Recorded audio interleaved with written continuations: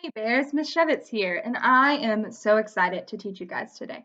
I'll be honest and say that it feels a little weird to not have a whole bunch of little people on my carpet, but I am so grateful that I get the opportunity to teach you, even if it's through a screen. Before we get started, I want to make sure that all of you guys are in a quiet place. I know that there's probably a lot going on at home and it's loud, so if you could go somewhere quiet where you can focus. Make sure that you have paper and a pencil or a pen. You might want to take notes, but you definitely are going to have some work that I'm going to ask you to do during the video. I also want you to know that I will put a link in the comment section to another video from Khan Academy. I know that I'm an awesome teacher, but there are lots of awesome teachers around there. So if you are confused with what I'm teaching you about, there's another video that you can watch in the comment section. Today, I'm going to be teaching on the topic of syllabication. Yeah, that's right, syllabication. It's a big word, but I promise we got it. We know that in all words there are sounds. The sounds that we hear are syllables.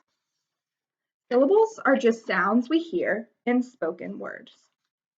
Syllables can actually help us become better readers and better writers. So I know this is something that you guys have probably done since kindergarten. So this is just a quick and easy review.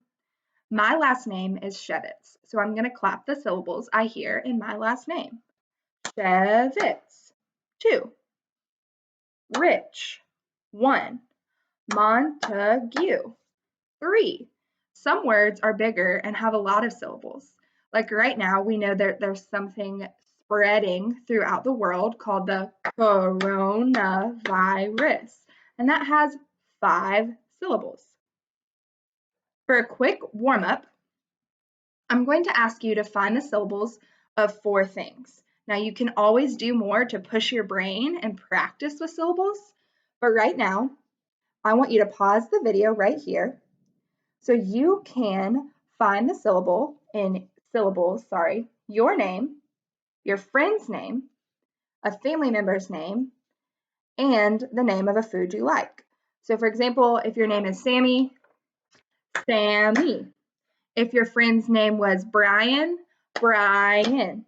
If you have a family member named Layali, Layali. If you like Takis, Takis. I'm going to give you guys a few minutes to pause the video and find the syllables in those 4 things. Okay, I'm sure that you guys all did that. You can record your answers in the comments below so that way your teachers can look at the things that you did. Now you might be wondering, Ms. Schewitz, why are you teaching us about this?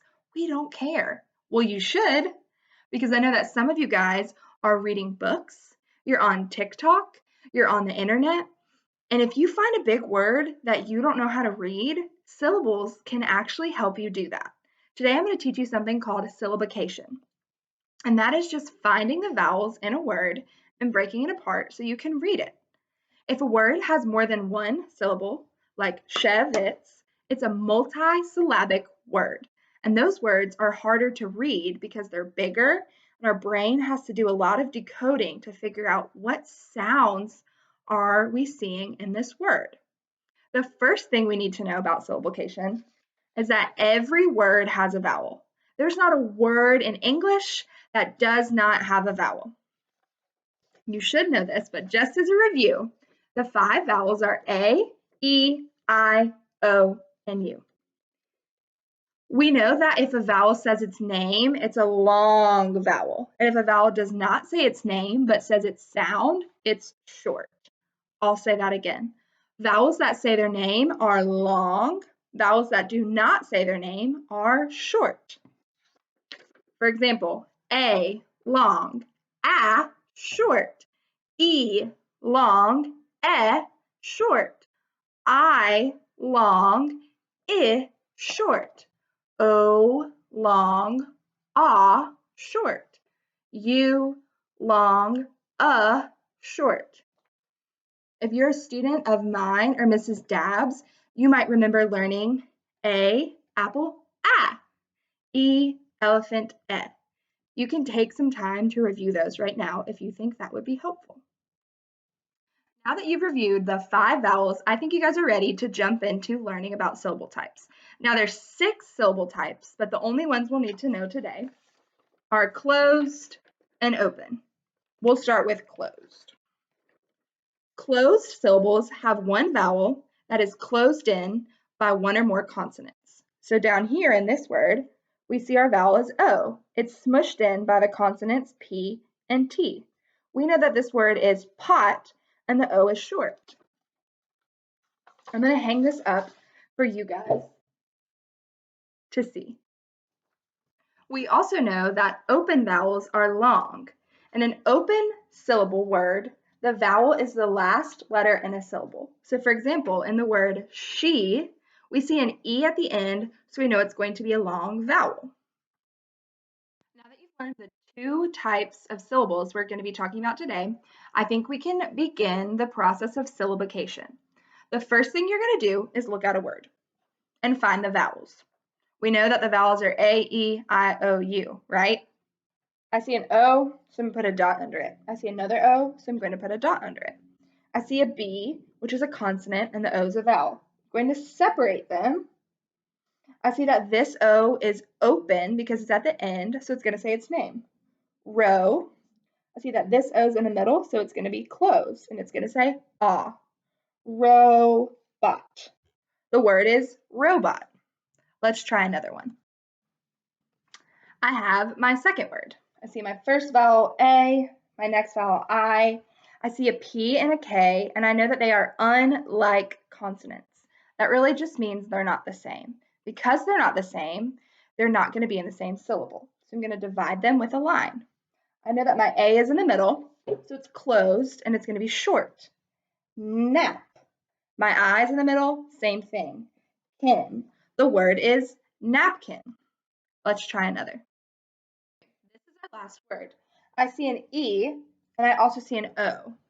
But as a second grader, I should know that O and R are a vowel team that says or. So they're going to stay together. I'm going to break apart my vowel and my consonant.